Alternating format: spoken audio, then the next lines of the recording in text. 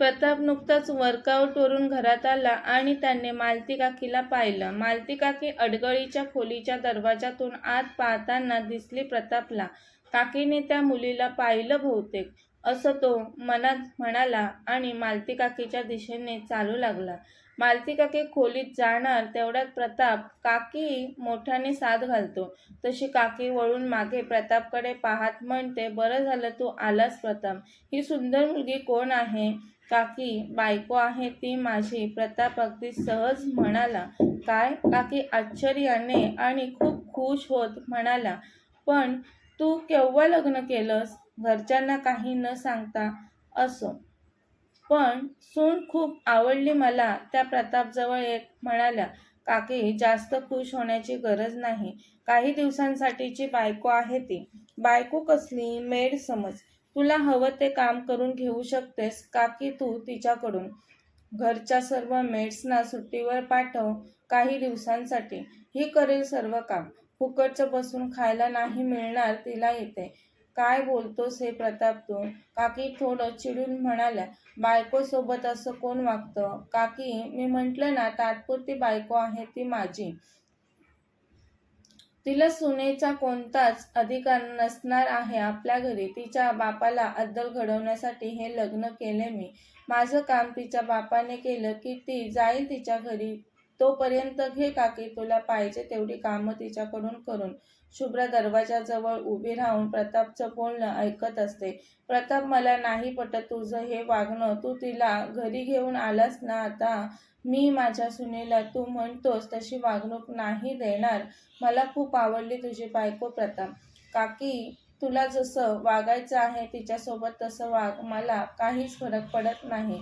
बोलून प्रताप तिथून निघून गेला. काकी खुश होऊन शुभ्राजवळ परत येते. त्या तिच्या हनुवटीला हलकाच हात लावून म्हणतात, किती सुंदर आहेस तू. नाव काय तुझं? ती म्हणाली, शुभ्रा. शुभ्रा, गोड नाव आहे तुझं. अगं, आमचा प्रताप खूप चांगला आहे स्वभावाला. ते दिसत आहे, ती मनात म्हणाली. काकी म्हणाली, अगं, त्याच्या आताच्या वागण्यावर जाऊ नकोस. तू इथे राहणार आहेस आता म्हटल्यावर कळेल तुला त्याचा स्वभाव. तू इथे काय करते? जा प्रतापच्या रूममध्ये राहा. बायको आहेस आता तू प्रतापची. आंटी म्हणू शकते मी तुम्हाला? शुभ्रा विचारते मालतीला. ऑफकोर्स बेटा. आंटी, तुमच्या गुणी प्रतापनेच मला इथे राहा म्हटले. माझ्या बाबांना धमकावून तो मला जबरदस्ती इथे घेऊन आलाय. मला नाही राहायचं आंटी इथे. मला माझ्या घरी माझ्या आई बाबांजवळ जायचं आहे. त्यांची खूप आठवण येते मला. बोलताना शुभ्रा रडू लागली. मालतीने लगेच तिला जवळ मिठीत घेतलं.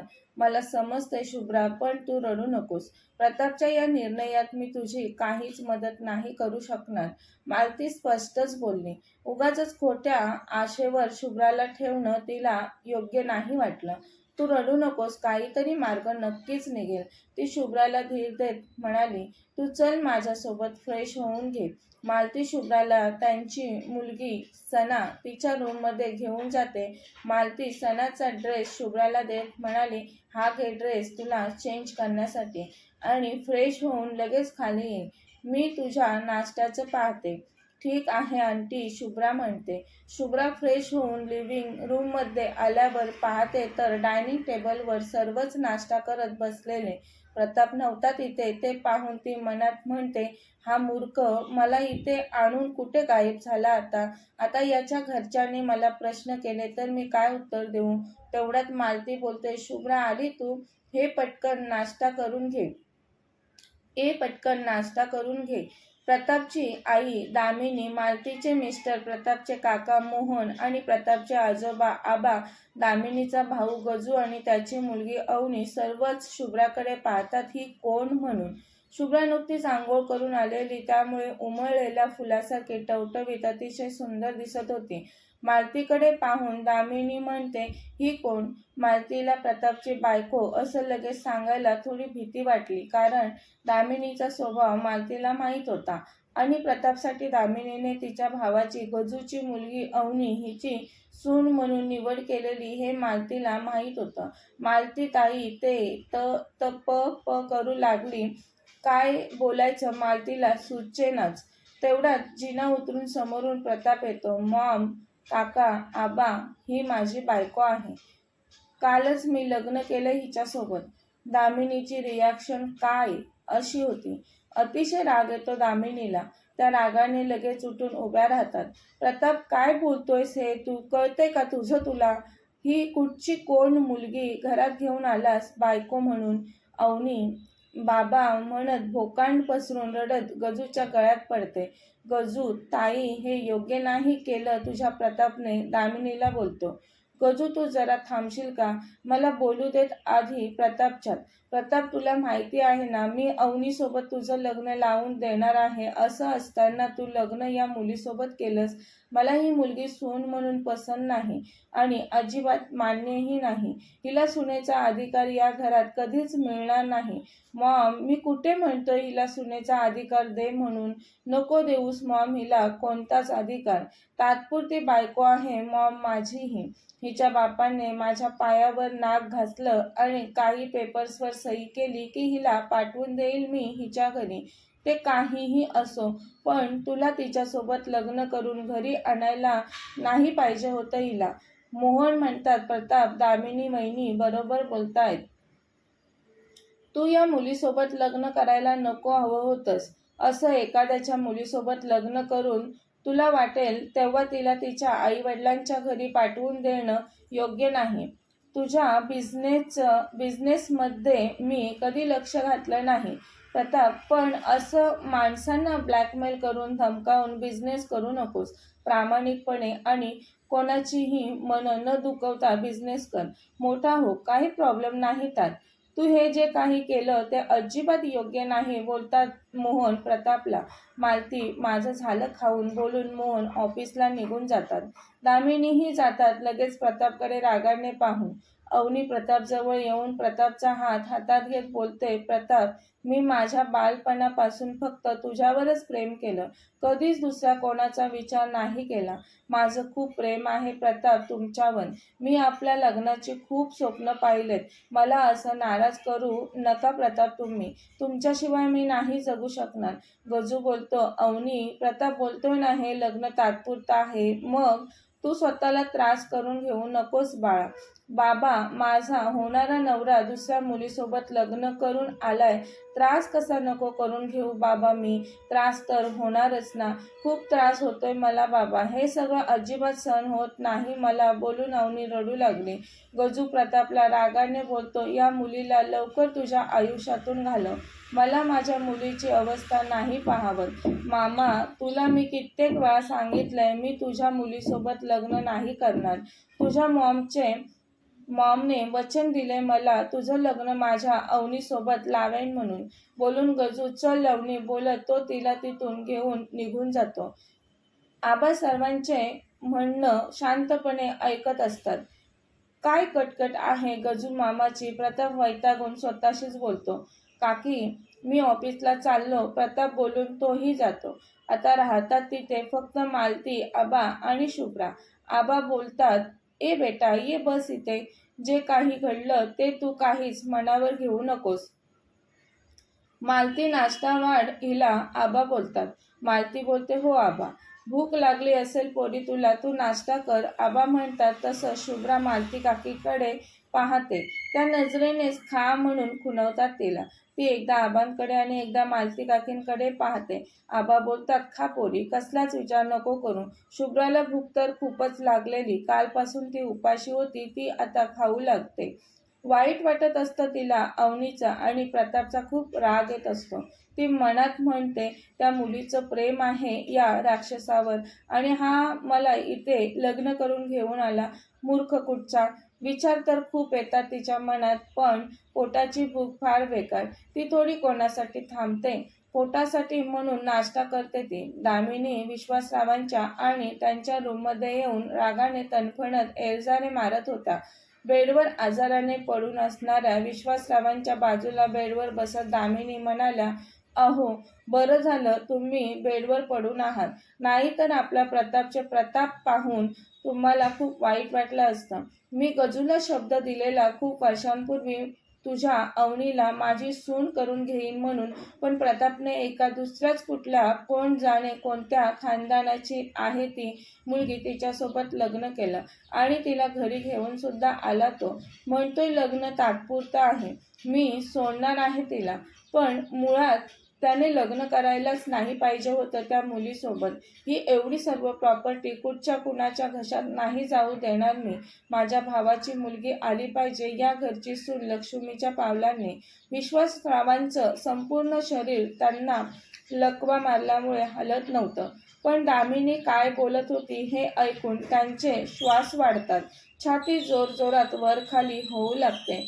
त्यांना काहीतरी बोलायचं आहे असंच वाटत होतं, पण त्यांना बोलायला जमत नव्हतं. तेवढ्यात गजू तावातावाने दामिनीच्या रूममध्ये येतो. ताई, ताई, डोक्यात गेलाय तुझा प्रताप माझ्या. काय समजतो काय स्वतःला तो? असं कसं लग्न करून आला तो? मी तुझ्यासाठी किती काय काय केलंय ते सर्व विसरणार काय ताई तू आता? दामिनी गजू जवळ येऊन बोलते. गजू, जरा शांत होशील का?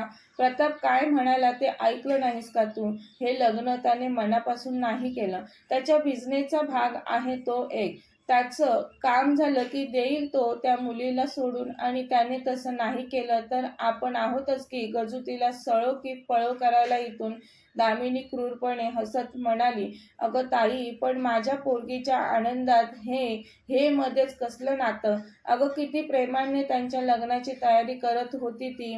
प्रतापबद्दल किती स्वप्न बघितली होती तिने. काय त्याचं ते सांग मला. सांग ना त्याचं काय? हे बघ ताई, हा अपमान आहे माझा आणि माझ्या अवनीचा. ताई, ती पोरगी मला घराबाहेर पाहिजे म्हणजे पाहिजे. नाही तर गजू तुलाही दया दाखवणार नाही. ताई, मी काय बोलतोय त्याचा अर्थ समजलाच असेल ना तुला. गजू, तू लगेच एवढा चिडू नकोस. मी आहे ना, सगळं काही आपल्या मनासारखं होईल. आणि नाही झालं तर तुला जे नको आहे ना तेच होईल. मग काय? गजू म्हणाला. गजू, तुला माहिती आहे मलाही ती मुलगी माझ्या घरात नको आहे. गजू, तू काहीही बोलू नको, जरा शांत राहा. गजू बोलतो, ताई, माझ्या मुलीच्या सुखाच्या आड ती मुलगी आली. तिला तुझ्या प्रतापने लवकर घरातून बाहेर नाही काढली तर मी काय करेन ते तू बघच. गजू दामिनी समोर बोट नाचवत म्हणाला आणि तिथून रागाने बाहेर पडतो. दामिनीला फार टेन्शन येतं गजूच्या बोलण्याचं. गजूचा राग पाहून त्या मटकन बेडवर बसतात. सणाला आज घरात काय घडलं ते माहीत नव्हतं. अनभिज्ञ होती ती. ती सर्व झाल्यावर डोळे पुसत खाली येते. मॉम, तू मला उठवलं नाहीस. कॉलेजला लेट होईल आता मला बोलत असते. तेव्हाच तिचं लक्ष शुभ्राकडे जातं. सना आश्चर्याने म्हणते, ए, तू शुभ्रा पाटील ना? आमच्या घरी कशी? सना, तू ओळखते हिला? मालती बोलते. मॉम, हिला कोण नाही ओळखत. ज्युनियर कॉलेजला आम्ही एकाच क्लासमध्ये होतो. ही नेहमी पुढे बसायची आणि मी मागच्या बेंचवर. मॅडम खूप हुशार आहेत मॉम, सना म्हणाली. खरंच? मालती म्हणाल्या असणारच शुभ्रा, प्रतापची निवड आहे सना, हुशार असणारच ना. काय भाईची निवड म्हणजे? मॉम, नीट सांग ना, असं कोड्यात नको सांगू. सना घाईतच म्हणाली, अगं लग्न केलंय तुझ्या भाईने हिच्यासोबत. काय सांगते मॉम, खरंच? खूप छान. शुभ्रा, मला खूप आवडायचीस तू. मला नेहमी वाटायचं, अरे यार, मी या शुभ्रासारखी हुशार का नाहीये. पण तू माझ्या प्रताप भाईला आवडली हे तर खूप भारी आहे. आता वहिनी म्हणू की शुभ्रा म्हणू तुला? काहीही म्हण तू मला. शुभ्रा म्हणाली सणाला. शुभ्राच म्हणते मी तुला. मग कसं मैत्रिणी असल्यासारखं वाटेल. वहिनी बेनी नको, सणा म्हणाली. आता नाही का उशीर होत तुला कॉलेजला जायला? मालती सणाला म्हणाली. हो हो, ऑलरेडी खूप उशीर झालाय मॉम मला, बोलत सणा पळालीच तिथून. मालती आणि शुभ्रा एकमेकींकडे पाहून हसू लागला. खूप आळशी आहे सणा. अभ्यास म्हटलं की तिला फार कंटाळा. शुभ्रा, तू कॉलेज कंटिन्यू करते की दुसरं काही चालू आहे तुझं? मी बीएड करते आंटी. वा, छान, मालती म्हणाली. पण आता नाही वाटत माझं बीएड पूर्ण होईल या राक्षसामुळे. शुभ्रा तोंडातल्या तोंडात पुटपुटली. मालतीने ऐकलं त्या म्हणाल्या, तू समजते तेवढा वाईट नाहीये प्रताप. शुभ्रा प्रतापविषयी बोलत होत्या मालती, म्हणून शुभ्रा त्यांच्या बोलण्याकडे दुर्लक्ष करत म्हणाली, आंटी मला झाडू पाहिजे होती. कशाला झाडू पाहिजे तुला? रूम साफ करण्यासाठी. तुमच्या गुणी मुलांनी मला तिथे राहायला सांगितलं आहे. शुभ्राच्या हातात झाडू ठेवत, नको राहूस त्या रूममध्ये, मी बोलते प्रतापशी. खूप अडगळ आहे अगं त्या रूममध्ये, मालती म्हणाली. आंटी नका बोलू तुम्ही त्या राक्षसासोबत माझ्यासाठी. तुम्हाला त्रास नको आंटी बोलून शुभ्रा अडगळीच्या रूममध्ये जाते आणि साफसफाई करू लागते. त्या धुळीमुळे शुभ्राला शिंका मागून शिंका येऊ लागतात. शिंकून वैतागत ती मनात विचार करते, नाही राक्षसा, तुला माझ्यासमोर झुकायला लावलं तर बघच. तुला फक्त तुझा अपमान दिसतोय. माझ्या आणि माझ्या वडिलांच्या अपमानाचं काय? त्याचा काहीच फरक नाही पडत का तुला? बघून घेईल मी तुला. आबा रात्री प्रतापला त्याच्या रूममध्ये बोलवून घेतात आणि विचारतात, प्रताप तू काय उद्योग केलायस त्या मुलीसोबत, ते नीट सांगशील का मला? आबा मी नाही काही उद्योग केला. मी तिच्या बापाला चांगली ऑफर दिलेली त्याची ती शाळा सोडण्यासाठी, पण त्याने माझा खूप अपमान केला. जोपर्यंत तो माझी माफी मागत नाही तोपर्यंत मी या मुलीला माझ्या ताब्यातून सोडणार नाही. त्याला कधीतरी पश्चाताप होईलच. तोपर्यंत ही मुलगी इथेच राहील. आबा त्याची ही एकुलती एक मुलगी आहे. नक्कीच येईल तो नाक घसत माझ्याजवळ, प्रताप रागाने बोलत होता. यासाठी प्रताप तुला तिच्यासोबत लग्न करायची गरज नव्हती. किडनॅप केलं असतं तिला तरी चाललं असतं, आबा म्हणाले. आबा तुम्हाला नाही माहिती, खूप माज आहे तिच्या बापाला. तिच्या बापाने माझा खूप अपमान केलाय. फक्त त्याच्या मुलीला किडनॅप केलं असतं तर त्याची बदनामी कशी झाली असती. आता तिच्या नावापुढे माझं नाव जोडलं गेलंय. असं असताना भविष्यात तिच्यासोबत लग्न करायला कोणीही तयार नाही होणार आणि मी तर तिला सोडणारच आहे. राहील पडून कायमची बापाच्या घरी. लोक हसतील, नावं ठेवतील नवऱ्याने सोडली म्हणून. तेव्हा अपमान काय असतो ते कळेल तिच्या बापाला. प्रताप तू हे रागाने बोलतोयस, आबा म्हणाले. लग्न म्हणजे खेळ नाही. एकदा नातं जोडलं की ते तुटणं अशक्य असतं. या नात्यात गुंतायचं नसेल प्रताप तुला तर लवकरात लवकर हे प्रकरण मिटवून टाक आणि त्या मुलीला तिच्या घरी पाठवून दे. आबा जास्त दिवस नाही राहणार ती मुलगी आपल्या घरात. तुम्ही काळजी नका करू, बोलून प्रताप निघून जातो. आबा प्रतापला मागून पाहत म्हणतात, प्रताप तुम्हाला नाही कळत याचा परिणाम काय होणार आहे ते. लग्न केलंय तू त्या मुलीसोबत आणि तिला घरीही घेऊन आलास. कधी गुंतशील या मुलीत तुलाही नाही कळणार. तसही मुलगी वाईट नाहीये, खूप गोड आहे. स्वतःशीच बोलत आबांच्या चेहऱ्यावर स्माईल येते. कथेचे पुढील भाग पाहण्यासाठी चॅनलला सबस्क्राईब करा. कथा आवडल्यास लाईक, शेअर आणि कमेंट करायला विसरू नका. कथेचे यापूर्वीचे सर्व एपिसोड प्लेलिस्टमध्ये सेव्ह आहेत. पाहिले नसतील तर कृपया पहा. धन्यवाद.